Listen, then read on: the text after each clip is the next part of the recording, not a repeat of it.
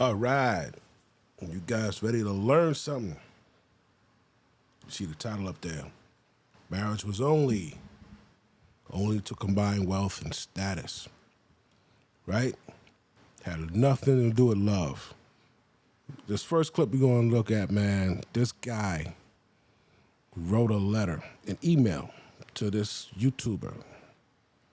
And it's pretty sad. It's a messed up situation, man. I feel bad for the guy. All right? And I know there's a lot of men out here living like this, so let's just show mercy on the brother. Just check this out. Shout out to Life 2.0, right? As in the new upload, right? Past the 1.0 version, 2.0. But like when I say that's the old download, when I say the old download, that's what I mean. We on a new download, but he says 2.0. And this is John Griffin. All right, check him out. Well, let me just read it to you, and you guys can tell me what you think, because when you hear this, it definitely strikes a deep chord. It did with me, and I'm sure it will with a lot of you guys, so I'm just going to read it really quick. Let's see. John, cannot tell you how much your content resonates with me. Want so badly to get to the nerve to start Life 2.0. I'm so tired of my lack of respect. Having a masculine wife fucking sucks. Living like a beaten dog sucks. Have lost my self-respect. This grown man says he lives like a beaten dog, bro. And it's like they can't get out of it. You understand? They can't get out of that situation, bro. I don't know why. They scared of these bitches. I don't know what it is. But they just can't get out of there, man. She took his nuts and put them in a jar and got them like in the bottom of her drawer or something, bro. Sucks. Feels like I'm on eggshells for fear of pissing her off. Sucks. There are zero benefits to me in this marriage. Literally none. I do all the man's work and most of the so-called woman's work. I pay 100% of the rent and utilities so that she can support her 2 adult sons, and then she has the audacity to tell me that I hate her kids and that she helps them. She is a fucking covert narc. Baby mamas. That's why this is the new download. We don't support baby mama-ism. You got a kid, you out of luck, kid. Ben, don't take them on. Don't save them. They lost all these jobs, Section 8 and this and that, and fucking welfare and food stamps. That don't got shit to do with you, Pop. Right? Get your shit together. Get your own shit before you start worrying about taking care of a grown-ass toddler. Like her mother. And I'm at my wit's end. I'm 55 years old and feel like a little bitch. And I'm so depressed that I allowed this mannish woman to control me. Yeah, I didn't tell you which parts were capitalized when all caps, but you kind of get the idea. This guy is definitely feeling the pain that happens when you sacrifice, when you continually sacrifice yourself. You know, it starts off by trying to be the good man, trying to maintain some level of peace in order in your life.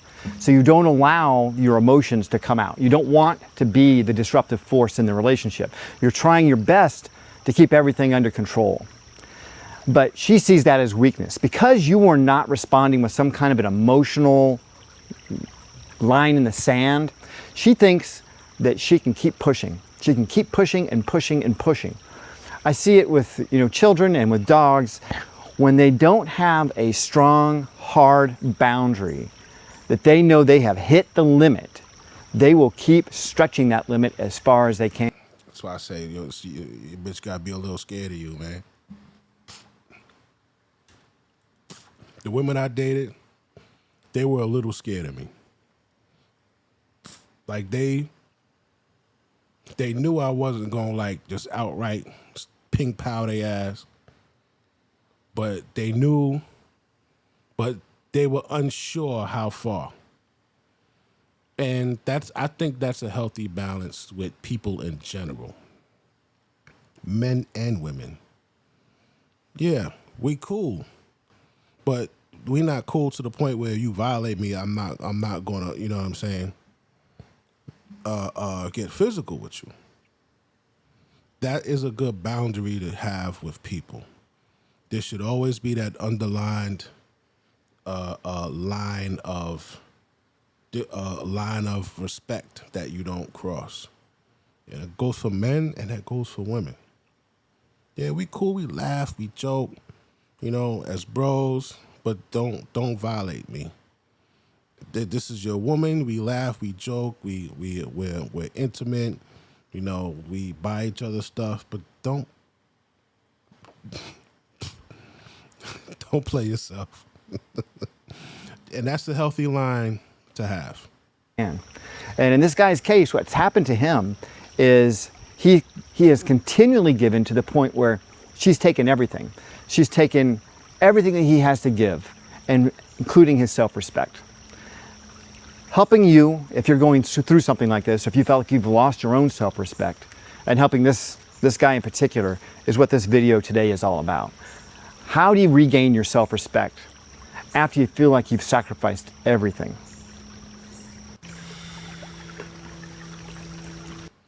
I would say the best thing to do, man, is to stop cold turkey. You got to shut these people down. And you got to shut them down before you get to the point of going overboard. Because a lot of men go overboard. You see the guy, he fucking blew the broad's head off. Some shit like that. He hit the broad with the car. Like, chill. That's why you got to nip shit in the bud before it gets to that point. Because there's some people, you'll be fucking with them, and you keep fucking with them and fucking with them, and it's really bothering them. You're really getting on their nerves. You don't know how close you came to getting your fucking face kicked in. You don't know. And you just kept pushing that button. And women are just dumb. They know they can't whoop you, and they'll just keep pushing that fucking beep beep beep beep beep beep beep beep beep beep beep beep beep beep beep beep beep beep. Then when you spaz out, now it's a problem. Now I'm the bad guy. So it's good to give yourself a boundary. Like I told my sons, come up with your own moral codes. You could add, subtract, whatever, whenever, but have a code of ethics for yourself. What you won't let happen. What you won't take. What you won't let somebody do to you. What you won't do for somebody. Yeah, right? 3 or 4 of them. And this way, if you're ever at a point in life where something's happening to you, you don't know what to do, just go back to your own personal code. It'll never steer you wrong. Go back to your own code. My code. I won't let anybody put their hands on me and get away with it unless it's a life or death situation. So that means if there's 12 guys and, they're about to rob you or some shit like that, or they fucking take your hat off or something, all right. Now you use your brain. Can you fight 12 niggas? If you can, go ahead. If you could take 2 at best, if you're ready to check out, then do you. But if you want to stay and you want to make it to dinner, you want to make it to Christmas or your kid's birthday, use your brain, right? Whatever your code is, you won't let somebody throw dirt on your name. Yeah. When you do something, you got to make sure you do it to the best of your ability. Like have a code, right? You won't let somebody walk over you, right? So in his instance, he didn't, right? But on another note, on this marriage note, we don't support marriage, right? No. And anyway, marriage, it looked like it was used for different motives, like this. One thing Alva really wanted was a regal title to go along with her regal lifestyle. Her idea was to press her daughter into marrying royalty, and the opportunity presented itself with Charles Spencer Churchill, who happened to be the Duke of Marlborough. The thing was, the Duke also had ulterior motives. Neither Consuelo nor the Duke wanted to be together, but that didn't stop the marriage from taking place. With this union, Alva got her connection to royalty, and the Duke got access to the Vanderbilt fortune to save his dukedom from financial ruin. To save his dukedom from financial ruin. Shorty wanted to have a royal title. They came together. They devised a mutual agreement. This works for you. This works for me. Fuck it, let's do it. Surprisingly, the marriage lasted 26 years. Just before Consuelo's marriage to the Duke of Marlborough, Alva announced that she wanted a divorce from William Vanderbilt. Divorce was unheard of in high society at the time, and she did so on the grounds that her husband had cheated on her. But some people believe that William had not committed adultery. Instead, they allege that he hired a woman to act as his mistress. The question was, why? Apparently, he thought it would help him get out of his tumultuous marriage to Alva. Yeah, that shit gets deep. Right? Now, when we look at, this is like 1909 type shit, it's early 1900s type shit, right? Compared to 125 years later, or 120 years later. So, I mean, people get married now, like, not for wealth or to maintain status. Well, bitches do. Don't get it twisted, bitches do. Bitches definitely get married for status and wealth. Men get married today for love. It's the only thing we think we're getting. Love and loyalty. All right, man, you know what? I got one bitch. She's going to be loyal to me. I'm forsaking all other bitches. I had the opportunity to continue fucking multiple women, every year, maybe 2 chicks a year, I switch it up. I'm good. But I'm throwing that in the garbage to just fuck with you. Because you say you love me and you'll be forever loyal. You know what? I like this bitch a lot. I love her too. Fuck it. I want to make her happy. Love her so much I want to make the bitch happy. You ever heard that term, you can't turn a hoe into a housewife? You know I like to show this here. There's a Darius Erasmus from the 16 and 1700s. Tried it. What happened? In Europe, it was both a social reality and a legal issue. Prostitutes were at high risk of contracting venereal diseases, which were rampant and often deadly in the 16th and 17th centuries. Despite the risks, many women found prostitution to be a more attractive option than other forms of labor available to them.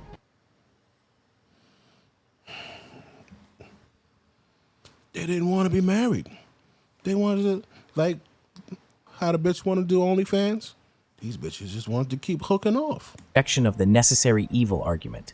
Many Protestant leaders, such as Martin Luther, called for the abolition of brothels and the punishment of prostitutes.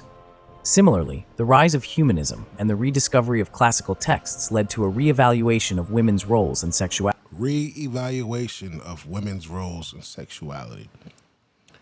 So it looks like we, men, try to reevaluate these hoes' roles. Not them. They didn't want to change that shit. Do you see this? They didn't want to change their roles, bro. We wanted to change their roles. That's crazy. I think we just need to just leave these bitches alone, let them be what they want to be. Just stand back.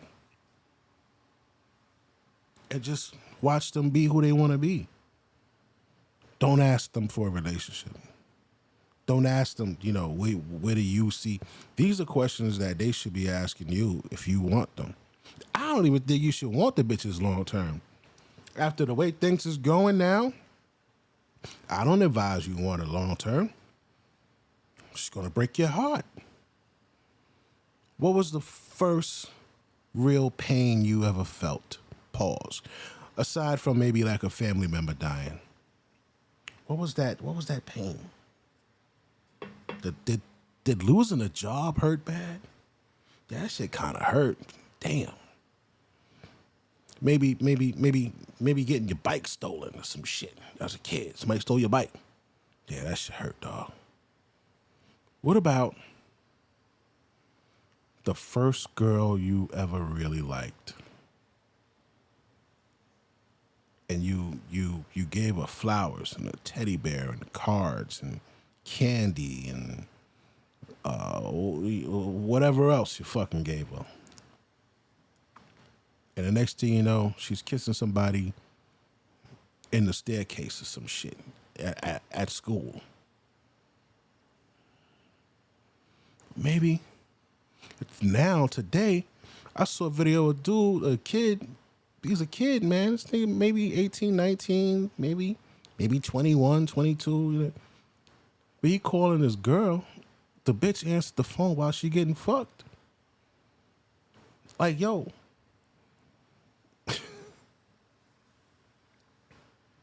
That pain, the pain of losing somebody that you love? Nah.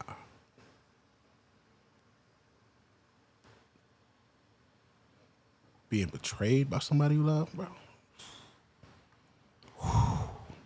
Biggest heartbreak comes from that, and it's guaranteed to come. Guaranteed. How does that feel knowing, yo, tell your son, yo, listen, bro.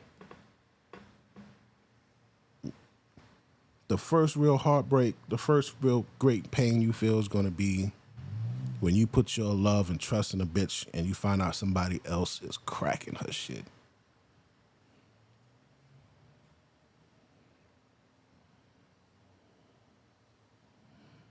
Because that pain, like, you fall or you scrape your knee or you're playing ball and you twist your ankle, bro, that pain is different. That pain hurt, but it go away after a few days.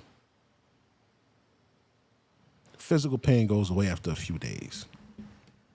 That pain from the heart. You see these guys out there. These guys is out there killing bitches, bro. Let me show you what I mean. Since we here, they out there killing bitches.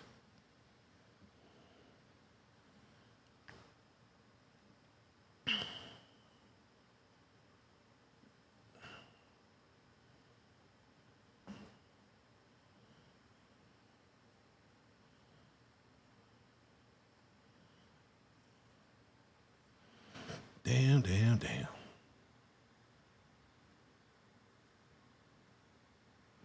Yeah, John's page is pretty lit. What is girl like?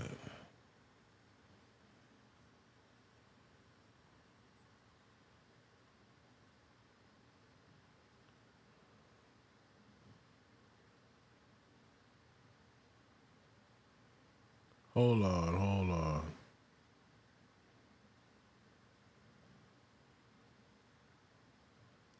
Old bitch.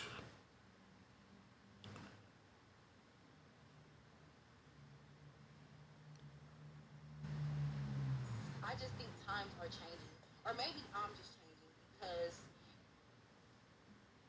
Where the fuck is it? hey, let's talk about serious things. What? My name is Sahar. Damn. I think I erased it. So I gotta go fucking get it back. There's a guy who the girl broke up with him, bro. Okay? The girl broke up with him. But she paid for it dearly.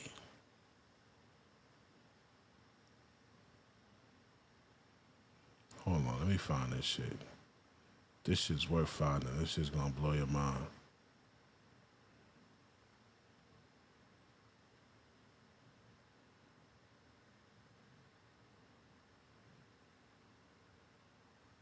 Right here.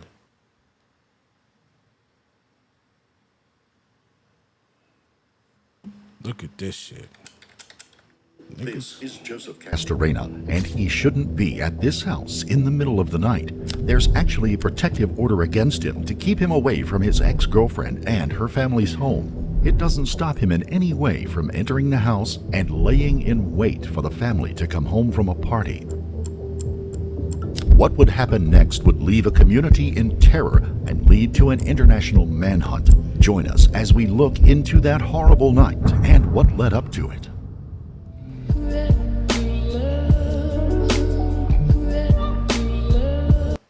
So what we're about to witness is, the heartbreak shit, The heartbreak shit. This nigga here goes out, he goes to her house and waits for her and her family to come back from an outing. It's just after 2 a.m. on the day before Halloween when a call comes in to the Arapahoe County 911 Center. Arapahoe. A young woman named Jessica Serrano says that she's just come home to find her boyfriend's car keys and his jacket in her bedroom, and she fears that he is somewhere in the house. What is your first and last name? Jessica Serrano. Now we gonna get to we just gonna skip to the good parts. You can see what this nigga did.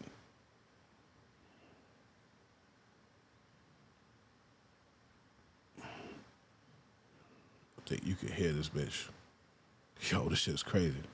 Officers and emergency responders have been alerted to the shots fired at the location. More personnel are swarming to the scene. They are just minutes away. Okay, I need you to say it a little bit louder if you can.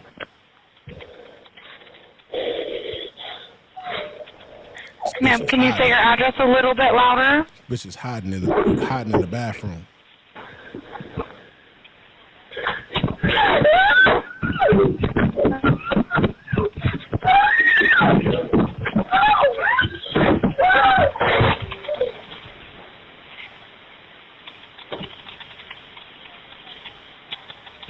Hello?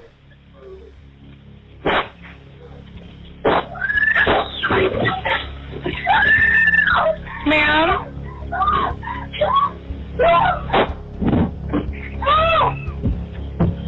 Ma'am, hello? Hello?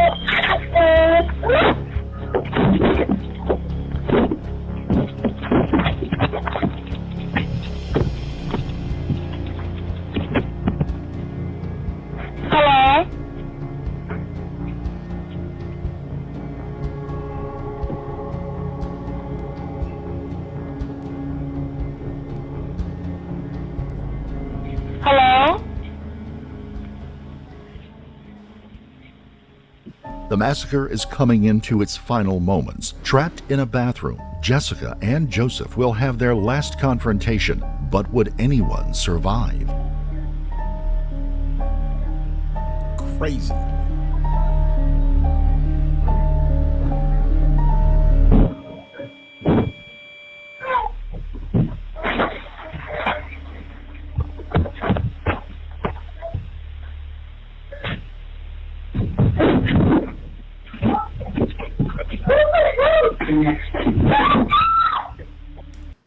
Nigga said, "You're next."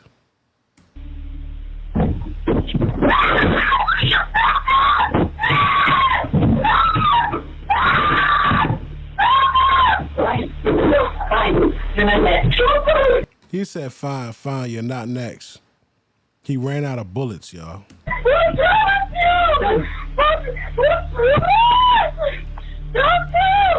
Why did you do this to me? Just that. I'm a good. Joseph, please! What do you want to do? you want me to do? Now, this guy asks her, why did you do this to me? Right? What do you think she did? Yeah, she went and got another boyfriend. So, he said, all right, bitch, since you want to play that game, you want to play with my motherfucking feelings. Like, I did a video the other day. Some people don't just walk away. If they feelings hurt, nigga, they gonna come by. You know, this nigga came by and iced her whole family. And the only reason she survived is because he ran out of bullets. I can't. Who killed the children? No! Then come out and talk to me. Come on, talk to me. Now!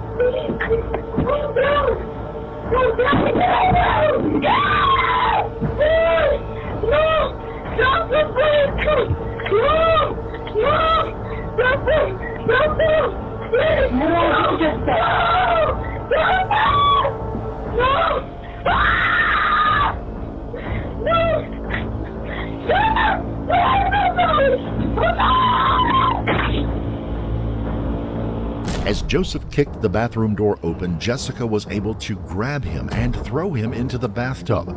She bolted from the room and out of the house. Wait, motherfucking minute. Hold on. She grabbed the nigga and threw him in the bathtub. To me, I think that means you had a good chance of whooping his ass. But I think the fear just made her run.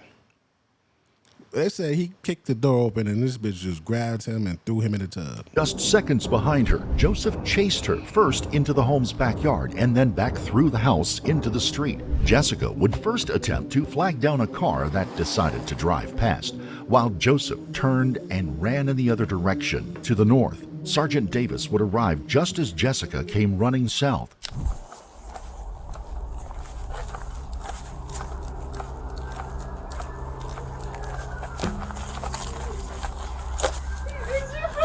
Okay, come back here. All right, I'm in contact with female. What's wrong? He shot my family. What do you mean he shot your family? Stay right here. All right, she's telling me he's just shot her family. Stay right there. Thank you. Where's he at? Over where? Where? He's running. He's running. She's saying he's running northbound. I'm trying to get more information.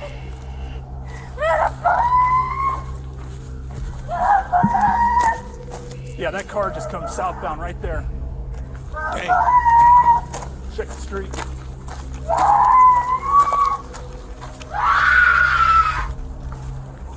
Inside is a nightmare scene. 3 members of the extended Serrano family lay dead. Jessica's twin sister, Maria Anna Green, lays dead from 2 gunshot wounds. Maria Anna's husband, Ken Green, is at the foot of the basement stairs, dead from a single gunshot, presumably the first person killed, ambushed by Damn, son. Duke ain't even had nothing to do with this shit. Yo, how crazy is that, B? You ain't got nothing to do with this shit. This nigga tweaking out. It said, yo, everybody die. Pum, everybody gonna die. And it just take you out. Like, what the fuck? You gotta watch who you hang out with. You gotta watch who you get involved with. Damn. Serrano. Back upstairs, Jessica's father, Jesus Serrano, lays dead in a hallway, shot twice. Minutes later, when checking to see if the gunman was in the backyard, a 4th body was found, that of Rudolfo Perez, a family friend who had been renting a camper from the family. I've got 1 down, gunshot wound in the kitchen. This bitch, man.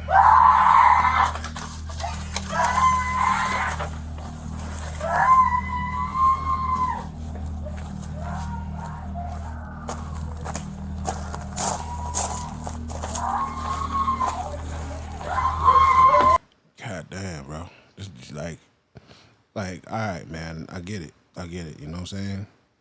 But shit, man. Shut the fuck up now. Damn. Get the female out of here. Get out of here. Ma'am, come on. You need to get out of here.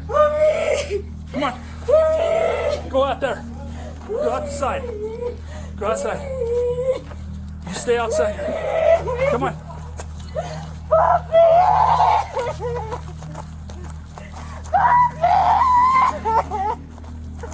God damn, like her whole family gone, nigga.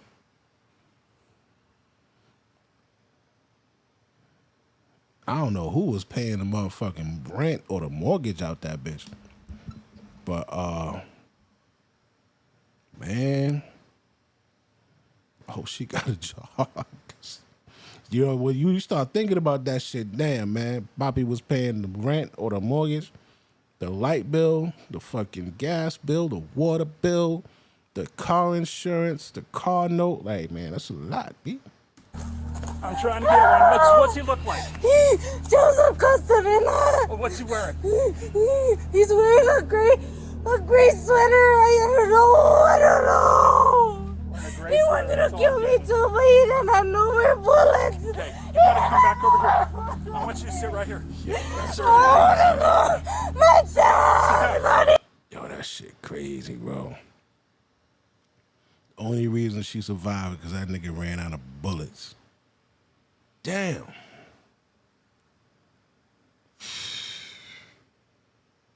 Imagine that, though. Imagine this.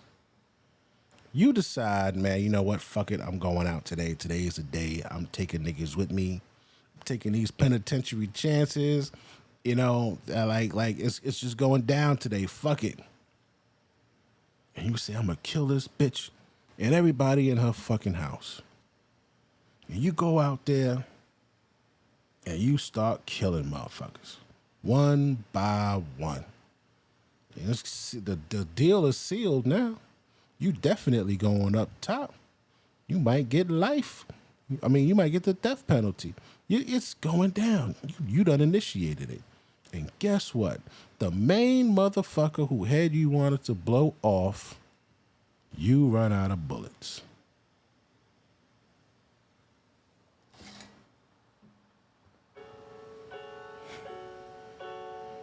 Damn. This bitch gonna live. You gonna be in jail forever. It was a waste. Should have packed more bullets.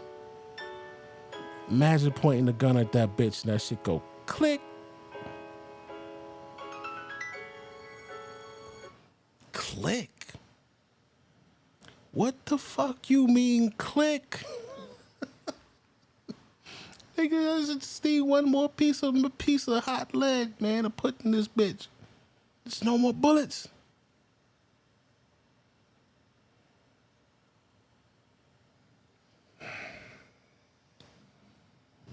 Damn, nigga wasted his shot. It's over. The girls! What girls? They're in the room!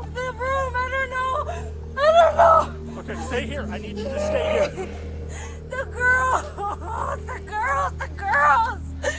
I might have some girls inside. They're girls! I want you to stay here. I'm sorry, I just can't believe it!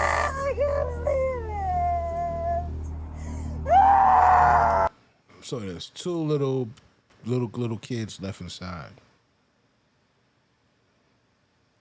But they're all right though. He didn't kill them.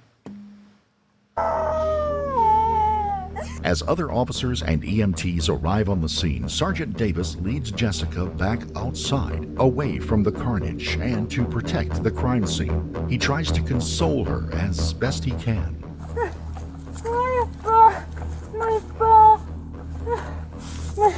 I know. I want you to take this. Control this way and get victim services rolling, please. God damn, bro. You know what, man? Maybe leaving her alive would have been more revenge. Cause she going through it, nigga. She going through it. She ain't gonna never get over that. Every year, on that date, what was that? October 30th, bro. It's gonna be 10. I know. I know. I know. I know.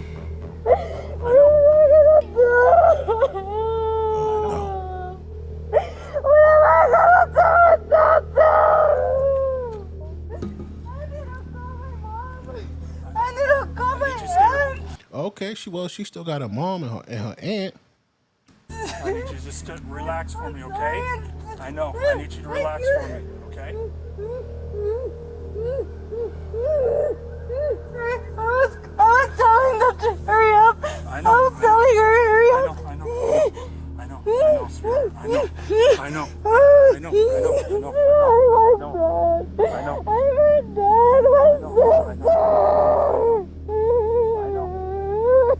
know.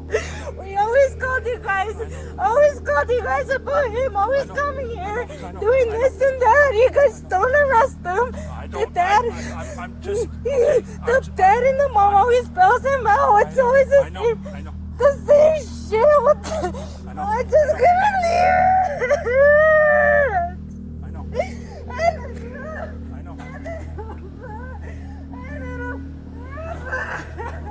know. Damn, bro. Oh man.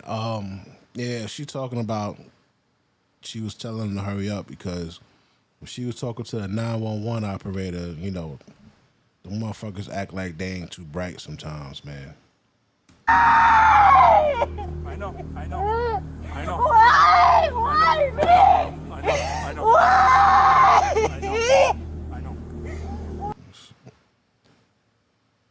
Gotta choose better. Oh shit. Oh! Nah, that was just a dickhead moment. You picked this nigga here, man. This nigga that went and ran through your whole family. Niggas don't just walk away, man. You gotta stop playing. Why?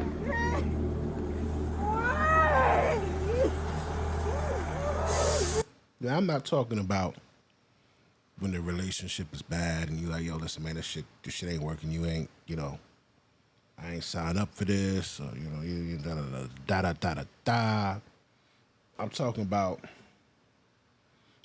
when you play the nigga. You say, you know what, man, this nigga got a better job, and I'm going. Shit like that. There was a female who was murdered a couple years ago out there in Philly in a barbershop. Some dude named Speedy, I think his name is. And they were going through it, and she violated the nigga bad. Like she divorced him in jail, and you know he needed to have her. He needed to sign his properties over to her. So he signed all his properties over to her. He had some drug money and he flipped it and bought real estate. But he had to sign it over in Shorty's name. So he did that. Well, when he got locked up, she fucking went and got with some other dude, divorced him, then was going to marry the new nigga, and he said, yo, just give him back his properties, and she ain't want to give him back. That nigga got out of jail. He went in there, she was getting her son, their son a haircut. And motherfucker went in there and blew her brains out, dog. It blew her fucking shit away. She violated. See, women are so used to doing shit to men, and nothing happening, that when something happened, y'all want to demonize everybody. Yo, listen, B, you can't be doing that shit. Because everybody don't just walk away. Hurry up! Hurry up! I know. You guys wouldn't listen I to know. me! You guys wouldn't listen! Why? Once she is settled just a bit and others are able to assist her, Sergeant Davis leaves Jessica behind and re-enters the crime scene. He was the first on scene and one of the most senior officers there at the time, so he takes an active leadership role in the efforts.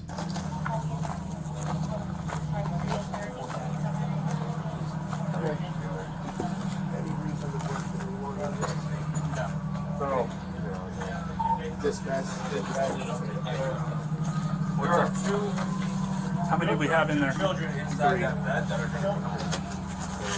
they're good. Untouched. Okay, so Kids don't need anything. Kids don't need anything. I'm here, Sergeant. Mom of these two little ones. I think those are her sister's kids. Oh, there you are. Yeah, I think those are her sister's kids. So. Well, there's the sister. She's dead. So, can we get those kids out? Yeah. We're gonna hold here. Yeah. We need to work on getting those kids out. That lady. We're gonna get them out a different way than Danielle and this. Charlie would take care of those two kids. Okay, we need to do it. Okay. Post haste. Do you want us to leave any stuff in here?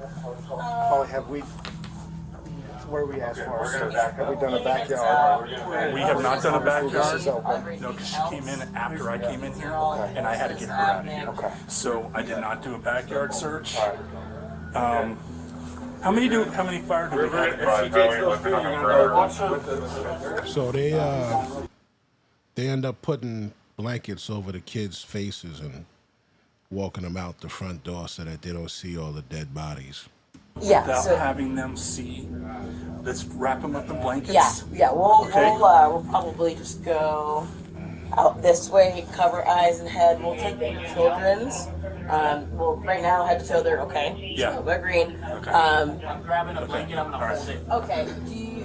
Both you both transported yours? Yeah, I'm just gonna hold the blanket here. Though. You're taking them to the hospital, right? Yes. Okay. The two young children and Jessica are taken to a local hospital for treatment. While none would show any physical wounds at the time, they were each undoubtedly traumatized by the event. Each would also be placed under protective custody in the hospitals as Joseph was still at large. There was still the question of where Joseph had gone. He was on foot, barefooted, and it was cold that night, and many of the yards in the neighborhood, like the Serranos, were fenced in. There could only be so many options, and one of the most likely was where he lived, just a few blocks away from his parents' house. Police cordoned off the entire neighborhood, hopefully before Joseph had a chance to escape, and a group, including a canine handler, descended on the Castorena household. Sergeant Davis headed over to the Castorena house to lead the efforts. Here's the deal. I'm gonna be straight up and honest with you. We want to get in contact with your brother before somebody else from some other agency does, okay? I would rather your brother be alive and under arrest than to be dead or shot because he does something stupid, okay? Is there any way that you can help us out to find out where he's at? I already tried calling him. My sister tried calling him. He won't answer.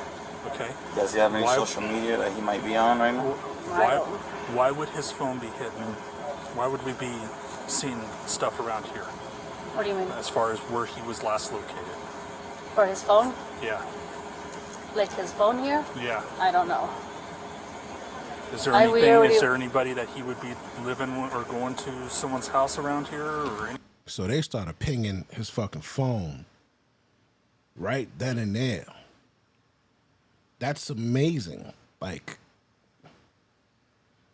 well, it's not amazing, but it's the first time that I've heard that. So they're pinging his fucking cell phone to see where he's at. So that's like, what? Anything like that? I don't know. I just got home. I noticed my dad and mom were gone. They were over here. I called them. That had happened with Joseph. Okay, so are you cold right now? You feeling, Yes. Okay. Oh, I'm scared. I'm nervous. Okay. Don't be nervous around us. We're here to make sure that things are good. So there's nobody that's in danger inside your house. Okay. Just my And mom, you my ha- sister. I seen him earlier before I left to work. Okay. What do you mean? And how was that contact? How was that? I just seen him walk out the door. That's it. Okay. Was he mad? Was he angry? No. I think he said something about a haircut. All right. So here's the deal. If you're cold, I cut heads. Here's the deal. I don't want you going back in the house because I don't know if he's in there somewhere. All right. And Are you guys- obviously, I'm not going to arrest you or anything like that. I just don't want you going back in the house, and I'd like you to be compliant with us, okay? Because the situation is. Well, see, I've the never less been in a people that we situation have- like this. So I'm like, I don't have my dad. My dad's the one that usually, you know. Well, I mean, my deal is preservation of life, right? So if you come out, maybe we can have you call the other females that are in there and have them come out of the house if you would. Everybody that's in the house, everyone that's in the house. In the meantime, police have been getting ping results from Joseph's cell phone. He is somewhere within a 900-meter radius around the Serrano home, a distance within which is his parents' home. Joseph's burgundy H2 Hummer is also found parked along a street somewhere between the two residences. Sergeant Davis is able to talk to all of the people from inside the house, including Joseph's sister and his mother. They, through a bilingual officer, give him some insight into the relationship between Jessica and Joseph. This nigga just snapped. But you see, he got this lion head tattoo on his neck.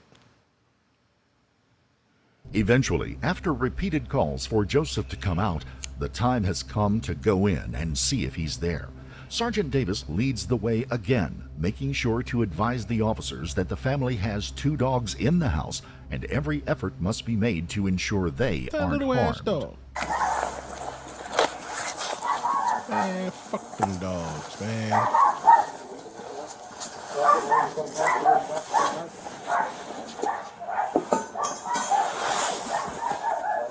Okay.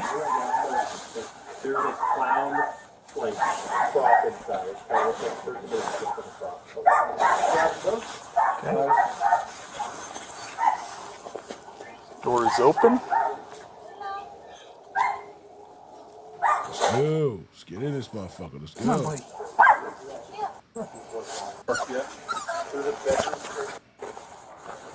Hold that door. Got the other dog.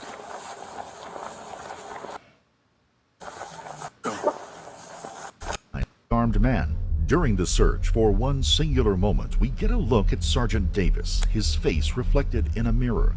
It has been a horrific, tragic night, but he has worked hard to console and care for both the victims of the crime and the family of the perpetrator while trying to address the issue of an armed murderer at large in a community. He has embodied the pledge to serve and protect on this terrible night.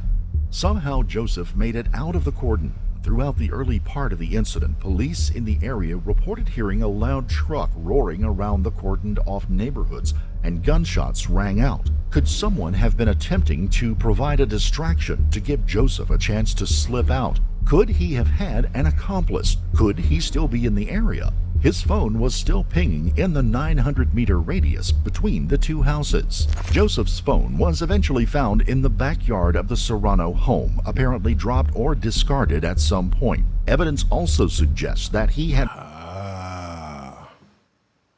Okay, so he dropped his phone. That might have been on purpose. returned back through the house, hopped the rear fence of the property, and made his escape in that direction. Police dogs were sent throughout the neighborhood, and police went door to door asking permission to search backyards and asking if anyone had seen or heard anything. A reverse 911 call was also sent out to everyone in the immediate vicinity to alert them that there is an armed, dangerous man on the loose and that all individuals should shelter in place. Inside the home, the murder weapon and 9 shell casings were found. Fingerprints on the 9mm Kimber handgun would later be found to match those of Joseph Castorena. The shell casings would also later turn out to be a match of casings found months before in a stolen vehicle. The gun itself appears to have been stolen at some point in its history as well, having originally been purchased by a man in Iowa in 2016. We have just begun a daylight search of the neighborhood.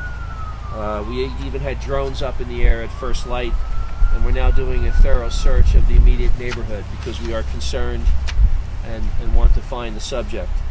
His name is Joseph Mario Castorena. He's 21 years old. Damn. We have to assume he is armed, and we're very 21? concerned and want to do everything we can to find him and take him into custody as soon as possible. His photo has been released on APD social media. If you look at it closely, you will see that he has a very distinctive lion tattoo on the left side of his neck. We're obviously requesting the public's assistance and the media's assistance to find him. If anyone sees him or has any information about his whereabouts, we ask that 911 be called immediately. He has a history involving domestic violence, and I don't have all the details. I'd rather not go into that, but this was an accumulation of events here that led to this. Volatile relationship between Joseph and Jessica.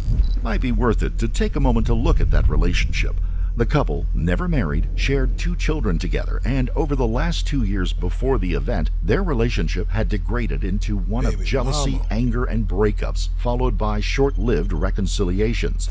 During this time, Joseph would often create Facebook accounts under false names and try to chat up Jessica. Jessica would agree to meet up with the new man, and Joseph would then announce that it was really him and proceeded to start the next round of fighting. Eventually, That's crazy. Oh, that's fucking nuts. So he would act like a new dude, and then she'd be down to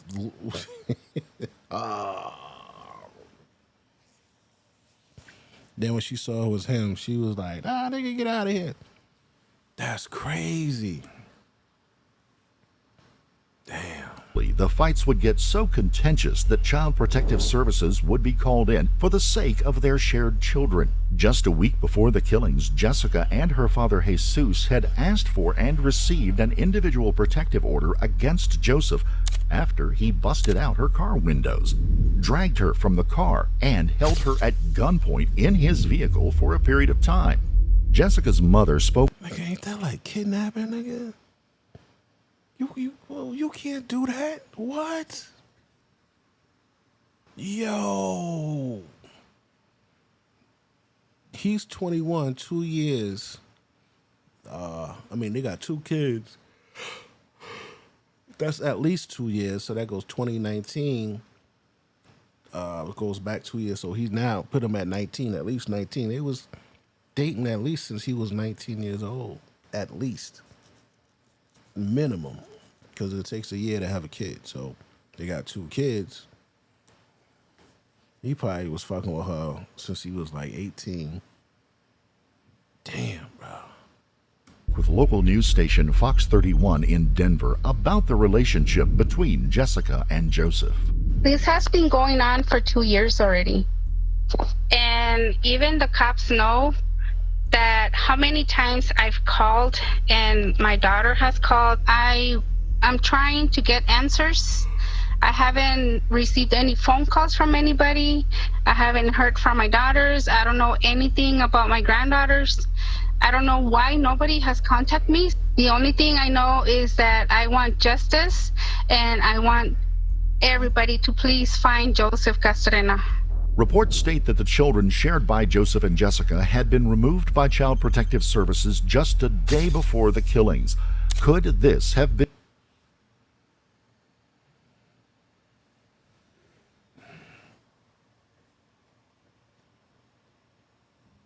the triggering mechanism that ignited the situation? So where had Joseph gone?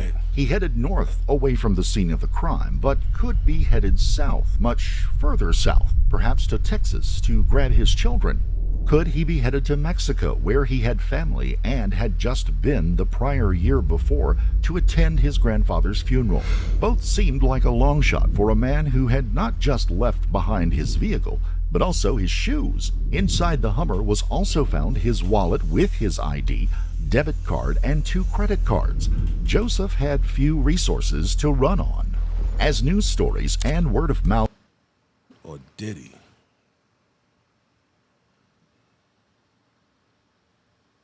also found his wallet,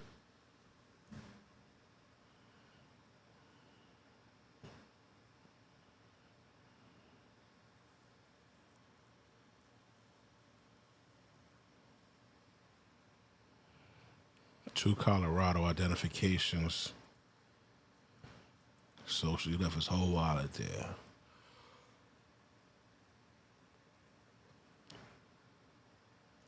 A red Apple iPhone located inside the center console.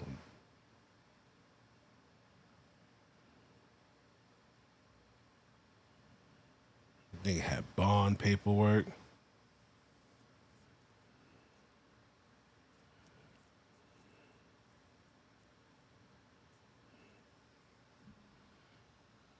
with his ID, debit card, and 2 credit cards. Joseph had few resources to run on. As news stories and word of mouth went through the Aurora and Denver metro areas, tips started coming in to the Aurora Police Department. One of the first and best leads was from a cousin of Joseph's named Joel. He told police that early in the morning of the killings, Joseph had knocked on his bedroom window asking for help. Joel said he knew something was wrong, and after seeing the man at the home's front door, he refused to let him in after being asked if he could stay there for a while. Joel said he provided Joseph with a pair of green sneakers, and Joseph left, saying that Joseph just kept saying that he had effed up and that he seemed high on some kind of drug. Joseph had traveled miles away on a night when temperatures were at freezing, with no shoes, completely undetected. He had to have an accomplice giving him a ride. The investigation turned to Joseph's 2 brothers. While his older brother had an alibi for that night, Joseph's younger brother, Juan Angel Castorena, was avoiding contact with the police. Eventually, he was brought in for questioning. Juan, as it turns out, had given Joseph not just a ride away from the crime area, but also to Jesus' house and then to neighboring Denver, where he passed the man off as his cousin, Carlos Flores. Juan would be arrested and charged with accessory after the fact with 4 murders. FBI and other... Alright. Juan ain't do a fuck thing, right? But he got charged with accessory to murder. Right? So why in that case with Travis Rudolph, the football player, shorty who busted him upside the head with the Patron bottle and broke his PS4 and all that, and she called her brother and all that and was like, yo, go shoot his shit up, right? They went to his house, assaulted him. She threw the first punch. She sent a text telling them to shoot his shit up, and one of them died. How come she didn't get charged with accessory to murder? Accessory to murder. You know what I'm saying? Like this dude just gave him a ride, and they hit him with accessory to murder. This bitch put the whole play in motion, and one of them dudes got killed behind it, and they didn't charge her.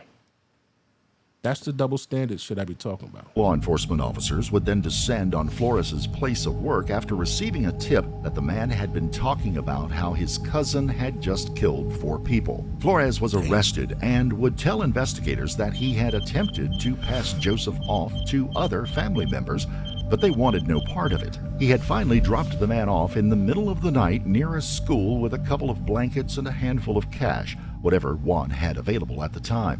He had no idea where Joseph was headed or how he would get there. Flores would also be charged with accessory after the fact for assisting in the getaway. It would be nearly a month and a half before the work between the FBI and Mexican Immigration Service and the federal police began turning up clues and putting together a trail for Joseph. Rumors placed him in Zacatecas state in the center north of Mexico. It is very likely that he tried to make contact with family members in the area, who then not only turned him away, but also alerted local police. At the family funeral for his grandfather a year earlier, it is said that Joseph not just alienated himself from his cousins and more distant family members, but outraged many of them. He was not a liked man, and he was finding no safe harbor.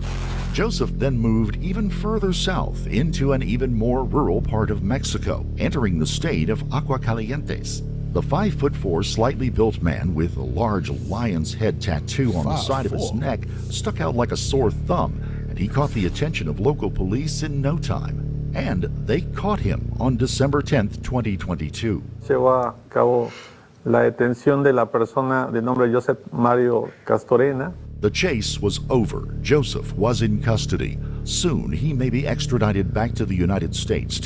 Look at how nice these cops are to him. To Phoenix, Arizona, and turned over to the Maricopa County Sheriff's Office to be held until he could be extradited again to Colorado. Investigators from the Aurora Police Department would fly down from Colorado in the meantime in an effort to interview Joseph. I know it's been a long day, probably for you as it is us. Are you cool with talking to us? I am. But I feel more comfortable with the attorney, so. Okay. Do you have an attorney? No, I would like to get one. Yeah, I get that's. I'm trying to figure out. So right now you're here. You have a federal hold. The hold would be here to then go to Colorado, or how would that work? You want to go back there. Yeah. So I don't know if you would. I don't honestly know really how that works. You have to get. I don't know if it's a federal attorney and then you'd be a state public defender. Okay. So okay. Yeah, and obviously we came from Colorado. I'd really like to hear, your side of the story. We've talked to quite a few of your family members. Yeah, man. So, from what I see in the news, it's totally different. So, my side. Right. How things happen. Right. Okay. And you don't want to. No. It's my understanding you already have been talking about what's going on. Somewhat. You just don't want to tell us, or what? Well, I would feel more comfortable with an attorney, to be honest. Just the way I'm feeling. Joseph would allege the Mexican police had treated him roughly, something the Colorado police guaranteed would not happen. Well, yeah.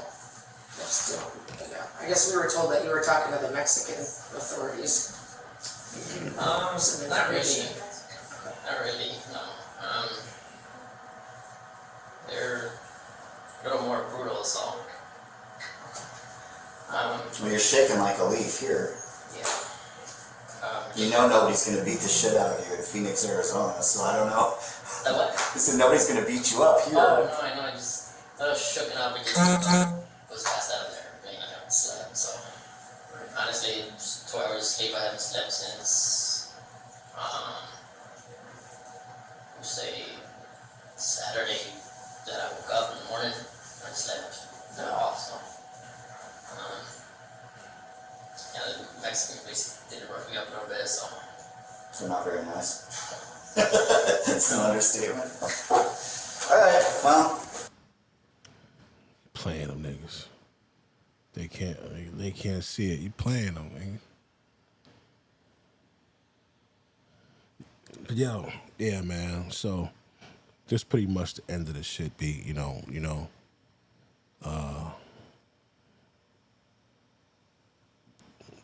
your biggest heartbreak gonna come from a chick.